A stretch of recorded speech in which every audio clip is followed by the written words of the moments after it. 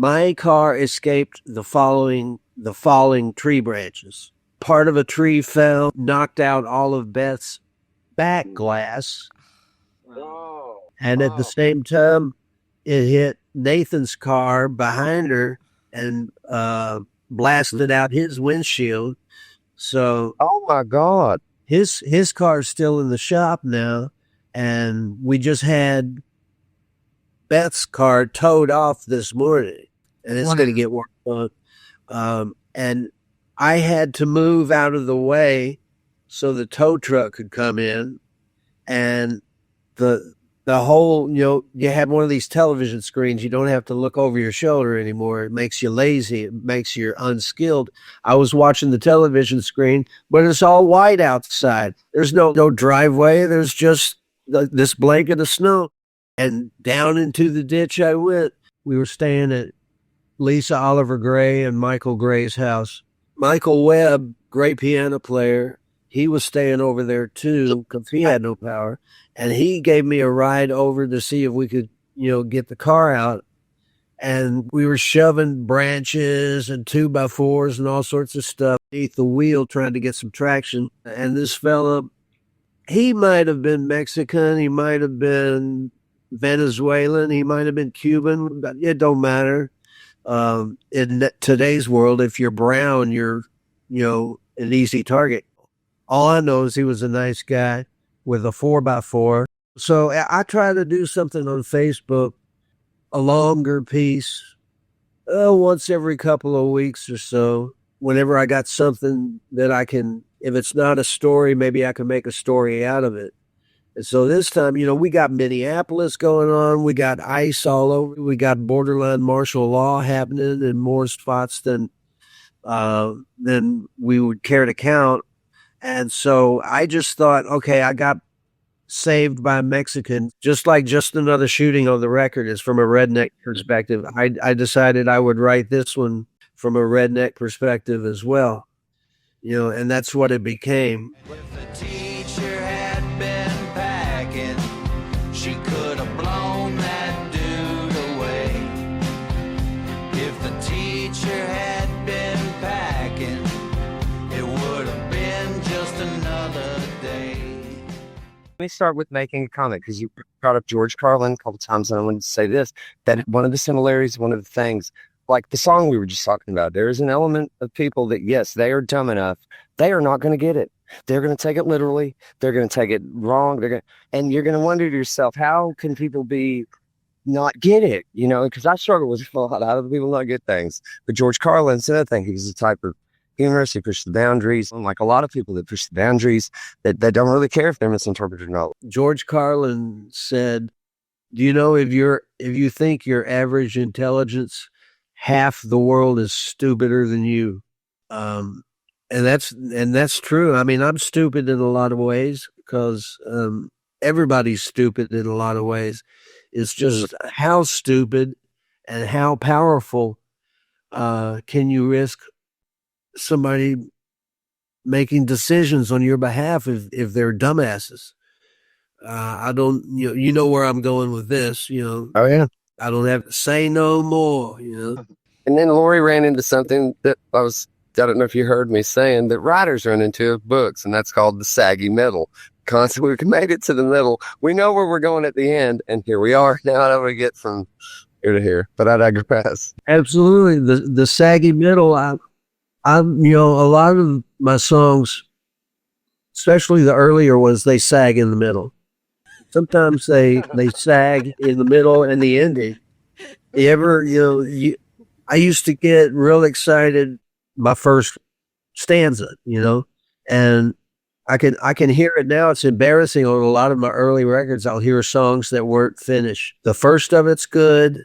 The second 2/3 of it just kind of lay there. And once it's on record, once it's out there in people's hands, you can't suck it back into the system and redo it. That's how it is. And so I try to make sure the songs are finished now. Do you think that writing a book has helped you to write better songs? You can go much deeper in detail in a piece of prose than you can in a song. a song has to have sort of an overlapping, kind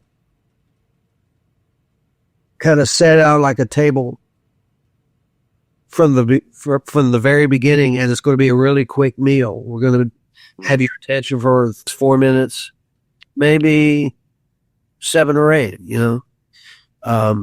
and so you got to get in there and burn rubber from the very beginning.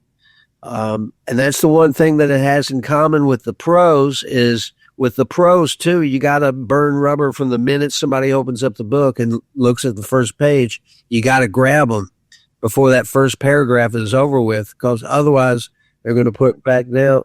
Songs are the same way in that regard. Past that, they are very different past that. Now that you said that, I'm just going to see if this grabs here. It says, Here we go. I've always wondered what the world looked like from the back seat of a police cruiser.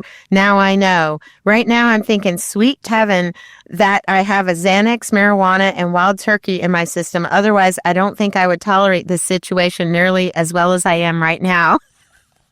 It starts out with him in the police car, and it just keeps you going. Which is, immediately you've got this questions, why is our protagonist in the police car? Where's it going to go? And keeping the pace is another thing, both songs and in fiction or any kind of writing. That's very true, Steve. Be it a song or a book or a magazine article or a pamphlet or a column, don't matter what it is, you got to burn from the first note. Yeah. You got to keep burning. You can't let up after, all this time. If that piece of the puzzle is still really stiff and unnatural feeling, or just not you got to take a knife and cut it out. Or even if your heart is set on it, if it's detrimental to the rest of the piece of work, you got to cut it. You have to kill your darlings, as they say. And you got to keep a rhythm in anything. Here's where songwriting and book authorship do really hook up. They're both music, and you got people, the lines of prose have to form as much of a cadence as the lines in a song. And you can't, people move their lips when they read, even if they're not actually physically moving their lips. When they're reading it, if you have a word that ends with T, in front of the next word begins with T, they run together in your head. And you have to go back and look at it and reread it again to see what the words were. You can't have a word that ends with S in front of a word that begins with S, because it just, little things like that. I try not to have the same word more than once in a paragraph. Word choice and for revision. Something I wanted that you pointed out though is, and it took me quite a while when I first started writing songs or writing anything. I was very hesitant with revision. It took me a while to learn to kill your darlings. And I mean, kill every damn one of them if you have to. But revise. Don't be lazy in writing. Don't use weasel words. If you could do one way better, do it better. It's that striving. And like you said, once that song then is out there, you can't suck it back and change a word or anything, as bad as you wish you could. Everybody will just remember that one line you didn't like, and then you just, or that's not there. My first draft is all just blithering. Everything, lay it all out there. Type, let it all out. And then I do what I call boil the fat out. I lay it aside. I don't look at it for a couple of days. Then I come back to it and start going through, seeing 2 sentences in a row that say the exact same thing, just in different words. Well, cut which either sentence is weaker out of it. Have you got 2 descriptive words? I forget what. If you got 2 descriptive words in a row, cut one of them out. You could boil the fat, and you could take 3 paragraphs and boil it down to half a paragraph, and not lose anything, really. In fact, you gain something. You gain rhythm. You gain speed. And it feels like there's no bullshit in what you're saying, because it just comes at you. How Hunter Thompson was great about that. Oh yeah, Hunter Thompson was brilliant. I think he spent more time on his word choices and his literate values than it looks like, because he's always on the road. He's a reporter, so they hit things real fast, on a deadline. But there's something, about his stuff where it strikes me that he really either had one of God's greatest gifts of literary rhythm I've ever heard, or he worked on it hard. Yeah. I'd say too, that's Kentucky literary tradition, because I posit that a lot of the entire creative nonfiction, Gonzo Journal, all of it, from the writings, some of the earliest writings, all kind of came out of Kentucky, But you're a Kentucky writer too, so there you go. Yeah. Or do you consider yourself a Kentucky writer? I shouldn't be presumptuous. Or a Tennessee writer, or both? What would you identify? I'm Kentucky until I live in Tennessee. I am sort of a Tennessean now. I'm sort of a native of Nashville. I've lived here longer than most people have, but I'm from Kentucky. I was born and raised there. I stayed there until I was like 29 years old. I was in Kentucky. I like Tennessee a little better than I like Kentucky, but at the same time, I'm from Kentucky. It's familiar. I know how those people think. I know how they talk.